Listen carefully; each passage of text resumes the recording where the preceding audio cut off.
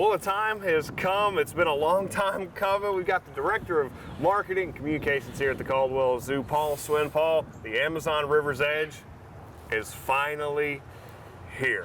It is. Woohoo! We can all celebrate. We can all celebrate. Right. So excited, man. So excited. Well, it's absolutely beautiful space, but to get it to where it is today, it's taken a lot of work. So let's go through kind of the timeline for everybody at home of when this thing started, when the idea came about, and what got us here today. So when did this whole idea of adding the Amazon River's Edge start?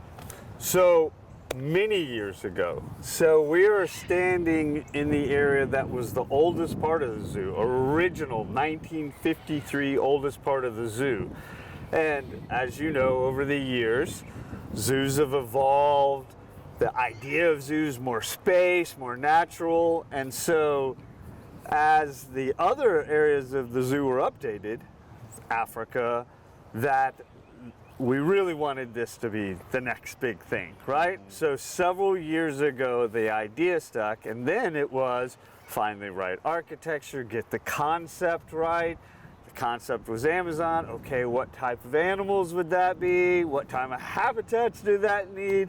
And so it was a couple of years in design, and then, as you know, over 2 years of actual construction. Right, so when it came down to coming up with what is the Amazon River's Edge as we stand today, when the design came about, what are some of the key design features that people are going to see here? I know we've talked about, obviously, the animals are the biggest part of it, but you got to try and immerse yourself with the animals like the Caldwell Zoo has done so well with the other exhibits around the zoo.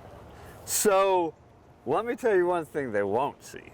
Okay. Is the amount that is under our feet.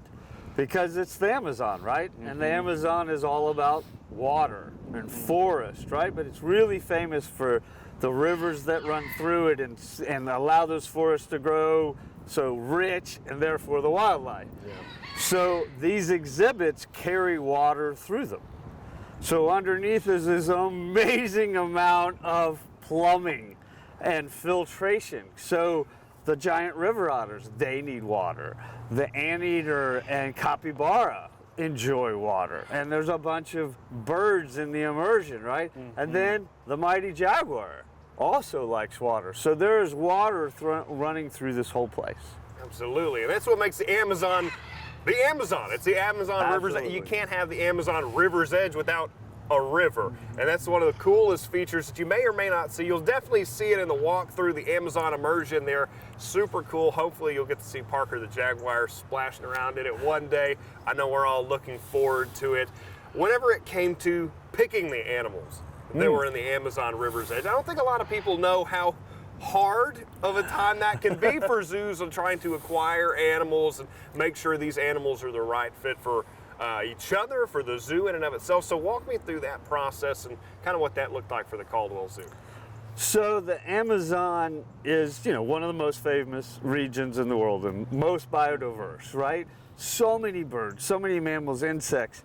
And what we want to do is bring attention to the area and to the animals. So we brought some of the most charismatic animals in the world here. The giant river otters, almost as long as you are tall. Extremely energetic, they're vocal, right? They just swim and they play. Awesome, right? Next door, as you mentioned, the immersion, full of birds, free to fly, gorgeous. Some are on the ground, some are in the water, some are in the trees. They're free to be themselves, right? Also, capybara in the river, right? Giant anteaters, most people would never think, but they're great swimmers. And the Lynn's two-toed sloth, just an adorable creature, right? And then right up the hill are primates, some of the most endangered in the world, and we have them right here. And as you know, we do different breeding programs for animals, so it's very important that we have safe homes for them.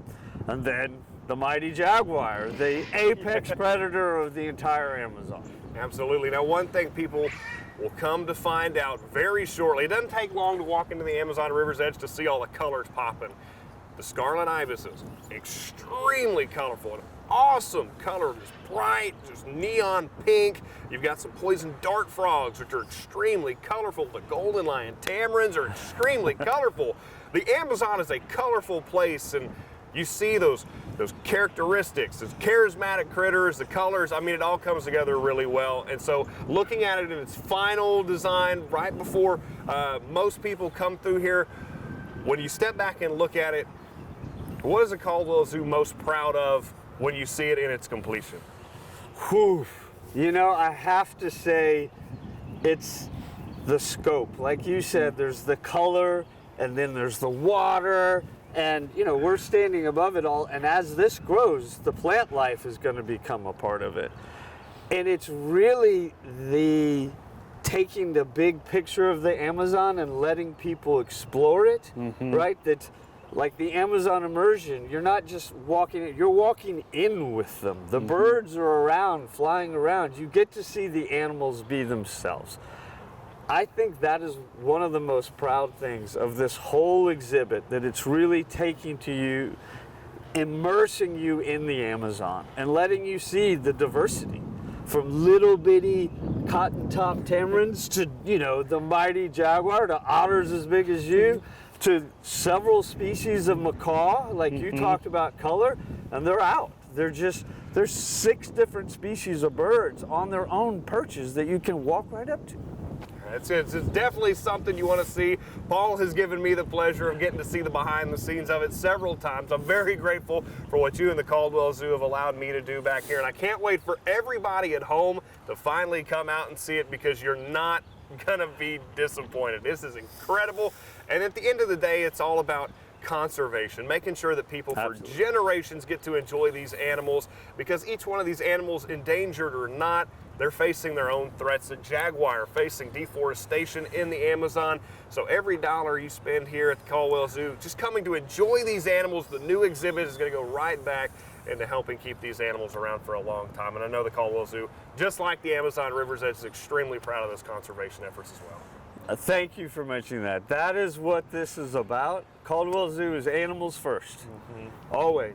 Yes, we want people to come and have a great time and learn about them and it be fun, but it has to be that the animals are first. So the animals we choose need to be engaging. They need to share the message, because the Amazon is, you know, it's rich in minerals, but it is under threat. And that affects all of us. It's one of the biggest oxygen producers on our planet. So by people coming here and learning about these animals and connecting them, we can all save them. And just by coming here, everyone's helping.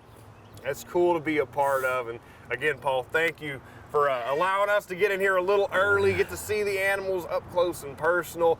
You don't want to miss coming to the Amazon River's Edge. The weather's finally getting nice, so we can all finally come out and enjoy it, let the animals get out and roam in the nice Texas spring weather. You don't want to miss it. Come on out and see the Amazon River's Edge. It is a sight to behold, and you're not going to be disappointed when you get out here.